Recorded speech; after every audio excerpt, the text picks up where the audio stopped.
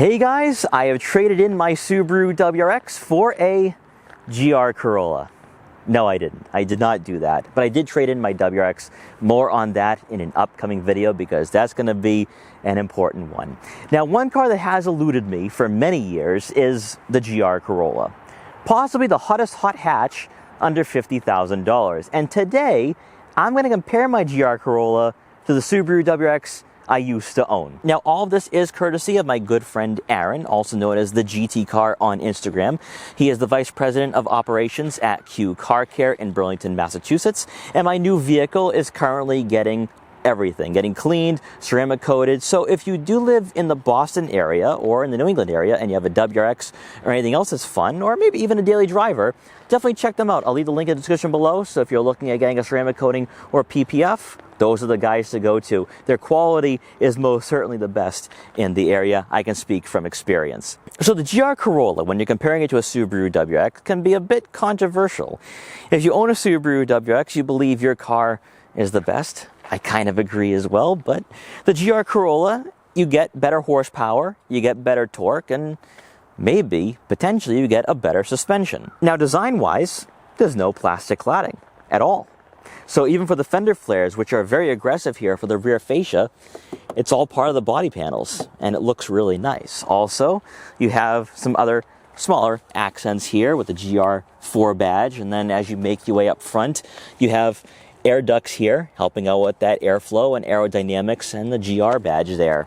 Up front, you're going to have, I think, a nicer looking design, if I'm going to be honest. If I want to be objective here, we might have a better looking car. So first off, I love the hood scoops or the hood vents here in gloss black. Really stands out. Also the body lines on the hood here. It really lets you know this car is a hot hatch for sure.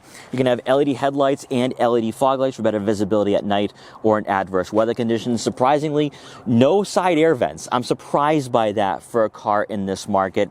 Then you also have gloss black for that front grille in that mesh grille design, which looks really nice here. I will say here that what Toyota has done here with this car, with this platform and generation, they made the right call. It looks like a rally car that is street legal, and you see that with its overall appearance. But I will say, though, that with the 3 exhaust outlets, that's an interesting design. I prefer the quad exhaust tips on the WRX, but you do have 1 exhaust tip per cylinder.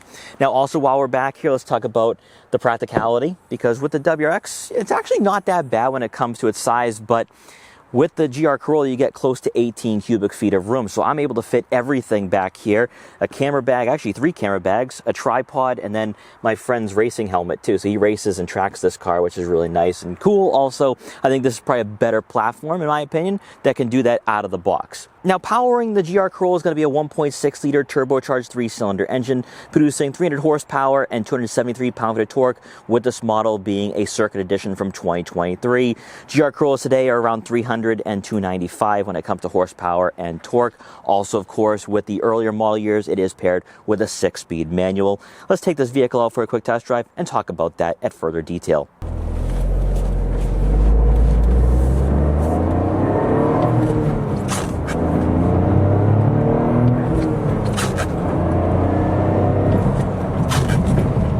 To answer the question of whether the GR Corolla is better than the Subaru WRX, it's not clear-cut.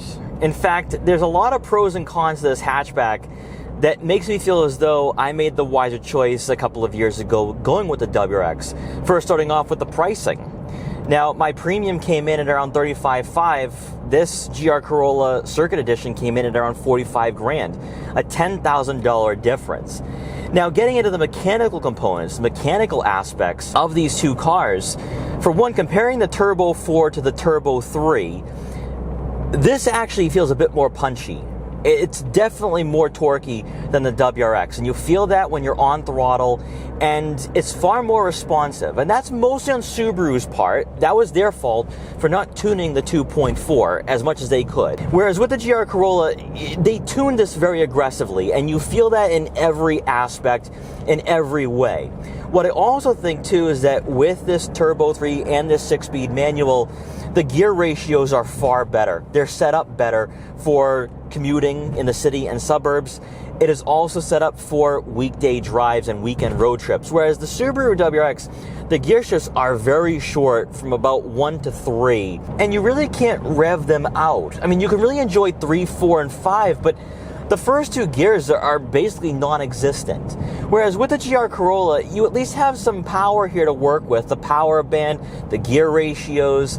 I think Toyota has a better product here that I think is probably worth an extra $10,000. Although now in 2026, the way Subaru has priced the WRX, I don't know. I mean, the WRX at 45 is definitely not really a direct competitor to the GR Corolla when it comes to performance and straight line speed.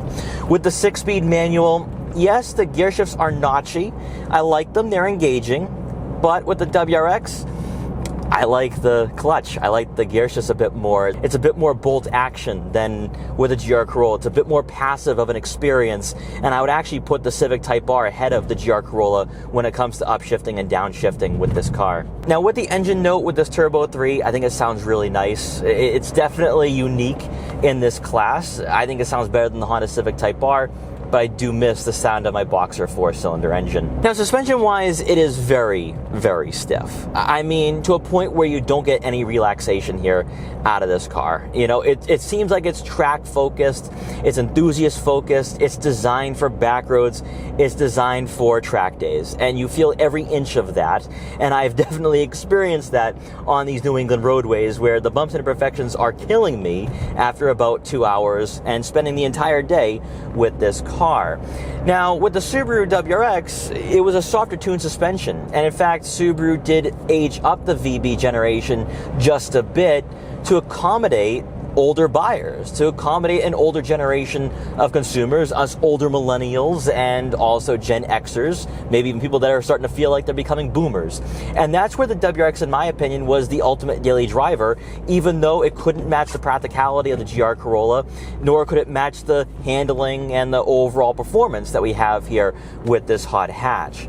Now, also another thing too, because we're just going to dive right through this entire experience with the GR Corolla, interior-wise, this is a bit interesting because they're both hard touch plastics when it comes to the dashboard, door panels, and center console. You don't get dual zone climate control out of the GR Corolla, although it's not big enough to even need that. And then also you have the smaller infotainment system and a full digital gauge clutch. You have that with the 2023 model year, whereas with the WRX you didn't have that until 2025 with the TS. Although I do think that with the Subaru WRX it was a more pleasant, maybe a more welcoming cabin than the GR Corolla. That's just my take, especially with the seats that are suede and synthetic leather.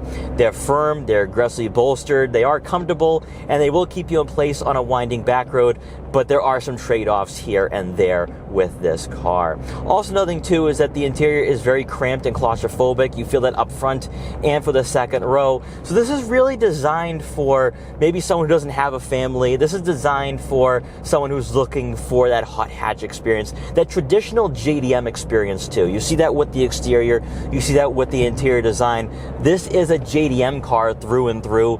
It is a thoroughbred hot hatch, whereas with the Subaru WRX, they most certainly made it to be more dailyable, and I think easier for someone who's not an enthusiast or a track-focused buyer to ease into that car and enjoy it on their weekday commutes. Now, when it comes to the steering input and handling capabilities, this is where I think GR Corolla buyers will argue that this is a better handling car. And in some ways it is, because it is so track-focused and track-tuned.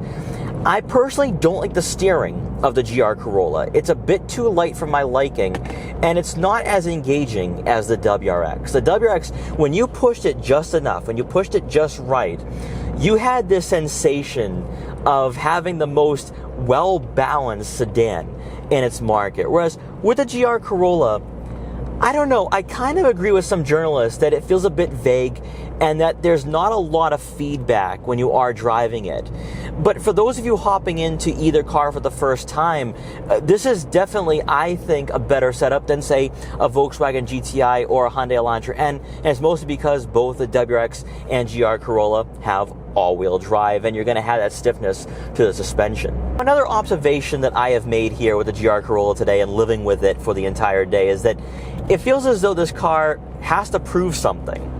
That it feels like it's constantly on edge. That the way in which Toyota tuned this engine, tuned the platform, the chassis, the suspension, that it's better at 8 or 9 tenths than just cruising around on a winding back road or cruising to work. And that's why I don't look at this as being an ideal daily driver. I just don't. But at a $10,000 difference and a price gap difference, performance-wise, I think Toyota has the better car. With the horsepower, with the 6-speed manual, with the way in which this car just performs outright when you're throwing it around in corners or in a straight line situation, this is the better car performance-wise. But is it the better car overall?